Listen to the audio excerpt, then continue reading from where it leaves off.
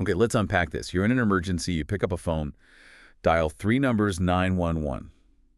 It sounds incredibly simple, right? Deceptively simple. Like a direct line straight to help.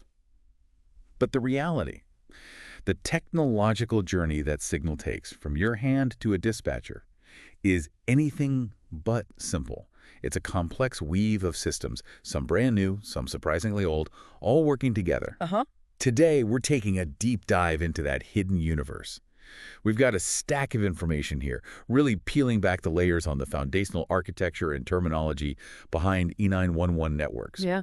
Our mission is to make sense of how these absolutely crucial calls navigate this complex landscape and get from you, wherever you are, to the right place for help. And it's fascinating because, as these sources clearly show, you're not dealing with one single uniform network. It's a dynamic blend. Right. You have legacy systems that are decades old, built on traditional telephony, working alongside newer digital technologies like voice over IP and advanced mobile networks. The challenge, and what we'll explore, is how all these different pieces connect and translate information to make sure that emergency call gets through reliably every single time. Absolutely. So let's start right at the very beginning of that journey, the signal itself. How does your voice, the sound you make, actually get transmitted into the network? The sources mentioned different types of signaling. Right. At the most fundamental level, signaling is how information is encoded and transmitted. The traditional method is analog signaling. Okay. Think of it like a continuous wave. It takes the physical vibration of your voice and converts it directly into a corresponding electrical signal that mirrors that wave shape. It's very direct. So like an actual sound wave turned electric. Pretty much, yeah. Yeah. Then you have digital signaling. This is a major shift. Instead of a continuous wave, your voice is broken down into discrete chunks. Okay. A vocoder converts these sound snippets into binary data, the ones and zeros. Ah, the digital code. Exactly. This digital data is then transmitted, often in packets, and on the other end, another vocoder reconstructs it back into sound. This method is much more efficient and, versatile for carrying complex information. So analog is the direct audio wave, digital is the coded data version. Yeah. But what about carrying information beyond just the voice audio, like identifying the caller or perhaps location data? Yeah, that's where data signaling becomes critical, especially in public safety communications. This isn't just for voice, it's sending structured information alongside or instead of voice. Okay. On some radio systems, particularly modern ones like trunked P25 networks used by emergency services, data signaling is integral. It can carry things like radio identification numbers, short messages, even remote control commands. And crucially, it can flag a transmission specifically as an emergency. So more than just help, it's help from this specific unit at this location. Precisely. These sources highlight that on P25 systems, data capacity is significant. It's not just audio anymore. You could potentially transmit fingerprints, images, maps-rich data that could be vital for first responders. Wow. It's about getting a much fuller picture across the network. The sources also briefly touch on simulcast systems, which enhance robustness by transmitting signals over multiple towers on the same frequency simultaneously, important for maintaining reliable radio coverage. Right, making sure the signal gets through even in tricky areas. It's fascinating to think how much more is going across the network than just the sound of someone's voice. Okay, so we understand how the signal is created and formatted. How does that signal actually travel from one place to another? How does it move through the network? The sources use the term transport classifications. Simply put, transport is about the pathways and connections. It's the infrastructure that gets the information from point A to point B efficiently. Think of it as the roads, highways, and railways of the telecommunications network. The network circulatory system, sort of? You could put it that way, yeah. And these sources introduce some geographic terms that seem important for how these pathways are structured, like a LATA and interLATA. What exactly are those? These are historical terms, really, stemming from the regulatory structure of the phone network back in the day. LATA stands for Local Access and Transport Area. Okay. It's a specific, defined geographic region established for telecommunications. Within a LATA, calls are considered local. Gotcha. Local zone. Exactly. InterLATA, then, is the act of connecting a call between two different LATAs. Because you're crossing that geographic boundary that's traditionally considered long-distance service. Even if it's just across the street, if that street is the LATA boundary. Technically, yeah. In that old framework, it defines the service areas. Got it.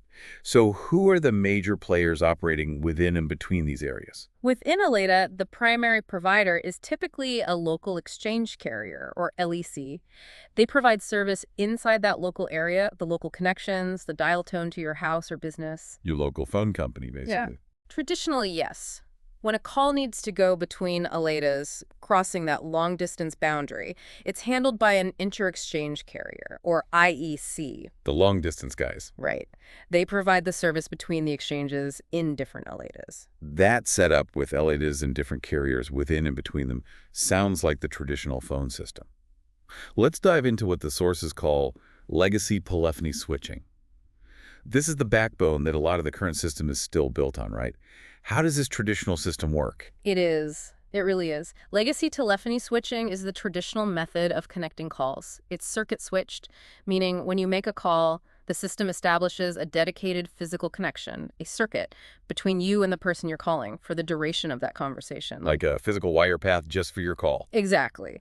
It uses physical switches that essentially read the digits you dial and then route the call by physically connecting different pathways or circuits. Clunky, but effective for voice back then. The sources list some specific components within this legacy system: central office, end office, access tandem, and facility. Let's break those down. What role does each play? Okay, let's build this picture piece by piece. A central office, or CO, is fundamentally a switching system. It connects lines from individual subscribers, like your home phone line, to the broader network. So the neighborhood hub. Kind of, yeah. It can connect calls locally to others served by the same CO or route them onward for longer distances. Sometimes the term central office also refers to the physical building housing this equipment. Right, the actual brick and mortar place. Correct. An end office, often called a Class 5 office, is a specific type of CO. It's the switching system within a AIA where the customer lines, your actual phone line, physically terminate. That's where my line connects in. That's it. It's the first step your call takes into the network where you get your dial tone and interconnection. Okay. And the access tandem. An access tandem is a higher level switching system. Think of it as a major junction box or an interchange on a highway system. A traffic director. Exactly. Its primary role is to manage traffic and route calls between multiple end offices and also to connect end offices to the interexchange carriers, the long-distance providers. It's a critical traffic hub. Makes sense. And finally, facility. Sounds broad. It is broad. Facility, in this context, as described by the sources, is a catch-all term for the physical plant elements, the actual wires, cables, buildings, poles, conduit, you name it. Everything tangible. Pretty much. The sources helpfully suggest using transport facilities to be more specific about the physical medium carrying the signal, like the cables themselves, which helps clarify the concept, I think. That does make sense. So how would a call actually travel through this traditional labyrinth, say from one house to another in a different town? Well, at its core, switching, as shown in basic diagrams, is just about connecting communication paths. Initially, believe it or not, central offices weren't linked. Calls were strictly local. Yeah. The big step was connecting COs with inter-office trunks. These are bundles of circuits between switches which enabled long-distance calling. Today, these trunks connect switches at various levels, creating a hierarchy: major switches, minor switches, private switches. Okay. So, a call within the same LATA might go from your end office to another end office directly if there's a direct trunk group between them. Easy enough. But a call going to a different LATA needs to get to an interexchange carrier, the IEC. That's often where the access tandem comes in. The hub again? Right. Your end office might route the call to an access tandem, which then connects it to the IEC's network for transport to the distant LATA and its destination end office. So it hops between different types of switches and carriers. It does, and the system is constantly routing calls based on the dialed number and also the traffic load. If the direct path is busy, the network uses alternate routing to try and find another way, perhaps through a different trunk group or via an access tandem. Like a traffic detour. Exactly like that. The sources even mention using traffic load ratios when engineering these facilities, showing how much capacity planning goes into it. It's a complex, dynamic system built on physical connections. It really does sound like a sophisticated railway network for voices. But as you mentioned, the world has gone digital. How does voice over IP or VoIP fit into this picture, especially for 911? VoIP is a fundamental paradigm shift from that circuit-switched world. Instead of setting up a dedicated physical line for the call, VoIP manages voice communications over IP networks, the same kind of networks that power the internet. Okay. It works by breaking the voice into data packets. These packets are labeled with destination information and sent across the data network, potentially taking many different paths. So my voice is essentially turned into internet data chunks and sent Right. like an email or a web page. Is that roughly right? That's the core idea, yeah. This relies on call servers to manage the flow Yeah. and is typically provided by VoIP service providers or VSPs. A key difference is that VSPs often don't own that legacy copper infrastructure going all the way to your home. And sometimes a VoIP customer might not even have a traditional phone number. They might use a uniform resource identifier, a URI, which looks more like an email address, to be reached. Interesting. So how does my VoIP call reach 911, which is often still on the old system? Good question. For a VoIP call to connect to the traditional public switch telephone network, PSTN, maybe to reach a regular phone number, or critically, to reach 911, it needs a translator. A bridge between worlds. Exactly. This is handled by a signaling media gateway. This gateway takes the data packets from the VoIP network and converts them into the signaling and audio format needed for the traditional circuit switch network. Diagrams often show this gateway bridging the VoIP world and the legacy network. And there are specific requirements for 911 calls made over VoIP. I know that was a big regulatory push. Absolutely essential. The FCC has mandated that interconnected VoIP service providers, those that let you call regular phones, must provide access to 911. Makes sense. And critically, they must be able to deliver your callback number and accurate location information to the 911 center. That location piece was, and still is, a huge challenge for VoIP. The sources mention a compliance date of February 16, 2020 for this. And location from a mobile VoIP user is even trickier, I bet. Oh, definitely. The sources also touch on VoIP MLTS, or multi-line telephone systems, which are VoIP systems often used within businesses or campuses, adding another layer of complexity for location accuracy, finding the right office or floor in a large building, for example. So we've covered traditional wires and internet-based calls. What about the device most people use today, the cell phone? How do calls from commercial mobile radio services, or CMRS, work with emergency systems? Commercial mobile radio services are your typical cellular networks provided by wireless service providers or WSPs. Their network coverage is achieved by dividing geographic areas into cells, and each cell is served by a base station commonly known as a cell tower. Right, the towers you see everywhere. Exactly. When you turn on your phone, it registers with the mobile switching center that covers your location. And when you're driving, constantly moving between these cells, what happens then? That's handled by the handoff process. As you move, your phone's signal strength changes relative to nearby base stations. The network's mobile switch monitors this. Constantly checking signals. Constantly. And it seamlessly transfers your connection from the weaker signal of the tower you're leaving to the stronger signal of the tower you're approaching. It's designed to happen so smoothly that your call isn't interrupted, which is vital for an emergency call in progress. That smooth handoff is key. And like the other technologies, mobile has evolved significantly. Oh, yes. Massively. The sources mention the evolution from older technologies like CDMA and GSMU MTS towards newer IP-based standards like LTE, long-term evolution, and the IP multimedia subsystem, IMS. LTE is what most people think of as 4G, right?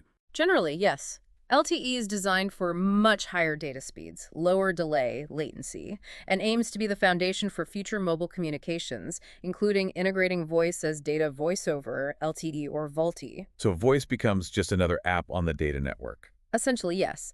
The IMS LTE networks interface with the core switching logic, just like the traditional networks, creating this interconnected web. Figure 2.4 in the sources implicitly shows this, linking legacy cellular, LT-IMS, and landline networks, often connecting via an IEC point. The sources also mention different sizes of cells. Right. Beyond the large macrocells covering wide areas, they note the use of smaller cells, microcells, picocells, and femtocells.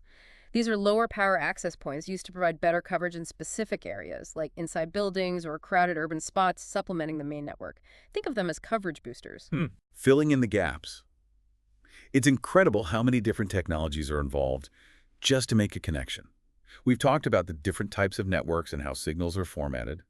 Now, let's circle back to transport facilities, but look specifically at the physical things carrying the information. What are the actual wires, beams, or pulses involved, according to the sources? Right, this is about the physical medium itself, what's actually carrying the signals. The sources list the common ones: copper wire, fiber optics, microwave, satellite, and coaxial cable. Copper wire is the classic telephone line we started with, still very much in use. It is. Copper wire, typically configured as twisted pairs, is the foundational physical infrastructure. The twisting helps reduce interference, which was clever for its time. Still carries my DSL internet. Exactly. Technologies like XDSL have pushed the data capacity of these lines far beyond just voice, allowing for internet service over them. But it has limits. Fiber optics is the one synonymous with high speed, right? The future, supposedly. Absolutely. Fiber optics is the modern powerhouse for transport. It transmits information as pulses of light through thin strands of glass. Like stewed data. Pretty much. These light pulses represent binary signals, allowing transmission of absolutely massive amounts of data over very long distances at high speed. The sources highlight key advantages: very high bandwidth, lower cost per bit transmitted compared to copper over distance, and importantly, it's largely immune to electromagnetic interference. It's more reliable, too. Generally, yes. Carriers often build resilience into their fiber networks using redundant path or protection rings, so if one fiber cable is cut, traffic can be automatically rerouted. This resilience is vital for critical infrastructure like 911. Microwave, that's line-of-sight radio wave. Sounds a bit old school. It is older tech, but still used. Microwave transmission uses radio signals, usually in the gigahertz range, sent line of sight between antennas mounted on towers or buildings. It's used for various communications: voice, data, video over distances, typically up to about 30 miles, where running physical cables might be difficult or expensive. A drawback mentioned is its susceptibility to signal fade and interference, particularly from heavy rain or other weather conditions. Rain fade. Ah, yeah, I've heard of that. And satellite feels like it's for places where other options just aren't available, like really remote areas. Precisely. Satellite communication bounces microwave signals off geosynchronous satellites orbiting about 22,300 miles up. Because their orbit matches Earth's rotation speed, they appear fixed in the sky from the ground. Wow, that high up. Yep. It's crucial for providing connectivity to remote areas, ships, remote research stations, rural spots where running fiber or setting up microwave links isn't feasible. It requires ground dishes pointed at the satellite. Latency can be an issue, though, because of the distance. And finally, coaxial cable, like for cable TV. Yes, that's a common example. Coaxial cable has a central conductor wire surrounded by insulation, then a metallic shield, and finally an outer protective sheath. More protected than the old phone wires. Exactly. This shielded design gives it better protection against interference than simple twisted pair copper. It has high capacity and is widely used for data transmission, cable internet, and distributing video signals. So we have all these different types of signals, traveling over different network types using these various physical pathways. How are all the switching components actually organized and arranged in a network? The sources mention network configurations. Right. Network configuration describes how the switching equipment is deployed to serve a geographic area. The layout depends heavily on the size and population density of the market area and the need for scalability. You build it differently for a big city versus a rural county. Makes sense. What are some typical setups? Well, switching configurations vary greatly. As I said, dense metropolitan areas versus rural regions. Remote switches are frequently used to economically serve smaller markets. A basic setup is standalone. This is where a single central office switch serves a specific, defined geographic area and handles all the calls for the subscribers connected directly to it. Simple, self-contained. One switch, one area. Pretty much. A more common configuration today, particularly for serving wider areas, is host remote. In this setup, a powerful central host switch serves a large region and exercises control over multiple smaller remote switches. Like a main brain and smaller nerve centers. That's a good analogy. These remote switches are placed closer to subscribers in different locations. They handle some local call processing and concentrate traffic, sending much of the data back to the host switch for routing, billing, all the heavy lifting. Efficient. But what happens if the remote loses connection to the host?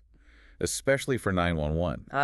Critical point. For 911 reliability in the host remote model, there's often the emergency standalone mode. Look. The sources highlight that some remote switches are designed so that if they lose their connection back to the host switch, say the fiber line gets cut, they can switch into an independent mode. so they don't just go dead. Exactly.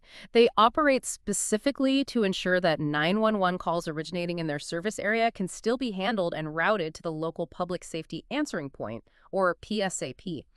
They might also provide basic dial tone just for emergency calls. This is a vital resilience feature. That's really important backup. Yeah. The sources also mentioned something called pair gain devices. What are those?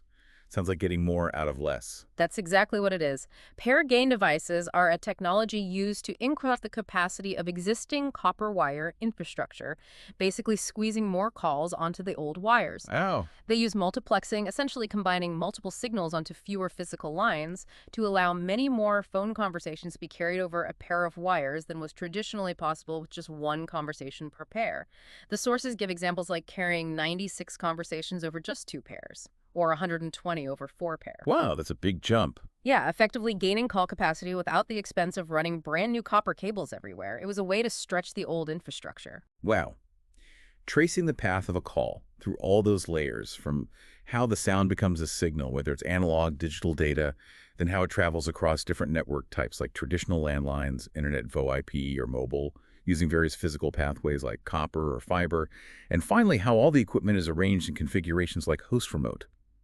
It truly is a deep dive into a complex, interconnected system. It absolutely underscores that there isn't a single 911 network. It's a system of interconnected networks relying on a diverse array of technologies, many of which were never originally designed specifically for emergency services but have been adapted over time. Right. Understanding components like LATAs, the role of access tandems, the translation happening at VoIP gateways, the seamlessness of mobile handoffs, the resilience built into fiber wings, and those emergency features in remote switches helps us appreciate the underlying infrastructure that's literally keeping these vital services connected.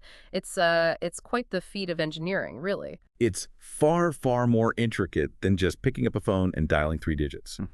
So pulling all this together, what should you, the listener, take away from understanding these hidden layers the next time you think about making a call, emergency or otherwise? Well, I think this deep dive raises an important question we all face.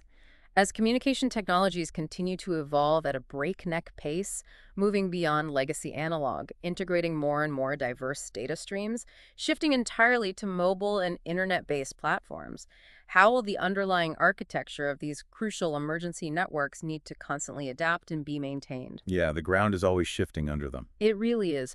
The challenge is immense, ensuring continued reliability, accurate location information no matter what device you use or where you are, and seamless access for everyone, regardless of their technology or service provider. It's something worth considering as the ways we connect fundamentally change around us. How do we keep 911 robust and reliable in this constantly evolving tech landscape?